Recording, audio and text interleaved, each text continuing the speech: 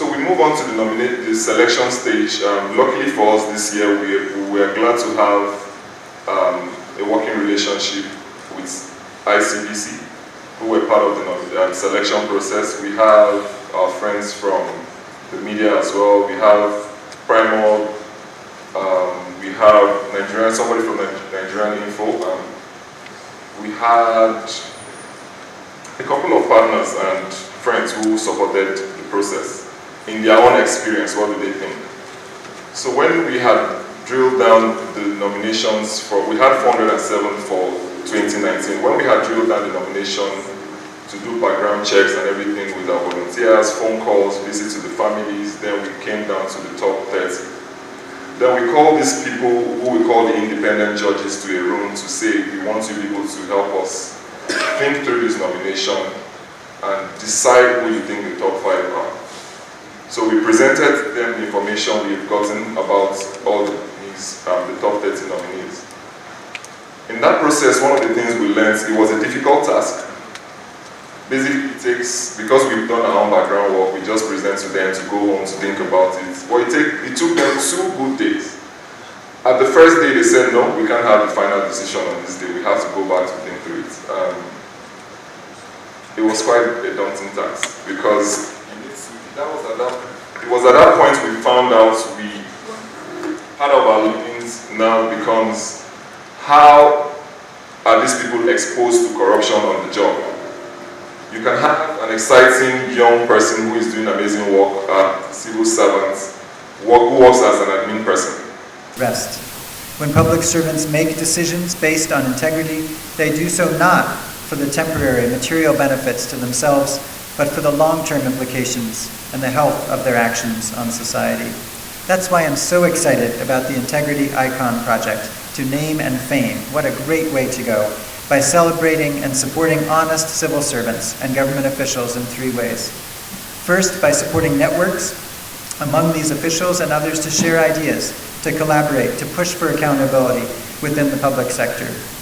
Second, through working with the offices of those icons to find creative ways to transform individual integrity into broader organizational value shifts. And third, to increase the reach of the campaign through additional media and social media engagement, radio and TV outreach, including through partnership with community and reality TV shows and an Integrity Film Fellowship for young Nigerians to support the campaign. And I was particularly glad to see that red carpet outside. Lots of people will no doubt watch that. I'm happy to see and hear from 5 Integrity Icon finalists in a few minutes, who are chosen from diverse institutions and sectors, such as police, education, and the Food and Drug Administration. Through your noble actions, you have ensured that procurement processes are fair and transparent. That somehow you just put a ray of hope that things can change. If you were here yesterday and you saw the video about the Swedish politicians and all the things they do, people were like, this is too far-fetched. It can never happen in Nigeria. But the truth is that when you also listen to that same story, he said in the 19th century, this was not the case. It was really, really almost worse than what we have. But today, like a beacon to the whole world. So I believe that when you see a few shining examples, it still gives us hope that humanity is not lost, that Nigeria can be better. And when you hear the stories of our icons that you see, that you will get tonight, this evening, I don't know what this thing about tonight. So you will see that it is still possible to have integrity in the midst of pervasive bad behavior. So I really want to congratulate Accountability Lab and all the supporters and all the founders and all of the partners that have come together and say, please, let these examples not just die out. You know, follow the examples. That is the best legacy we can actually leave. To every one of us, both the past winners and we the ones for 2019, to whom much is given, much is expected. So I would want to advise every one of us to have what I call shock absorber Because when you do the right thing, people will call you names, they will insult you, they will abuse you, but you just have to develop a shock absorber just to go on and do more.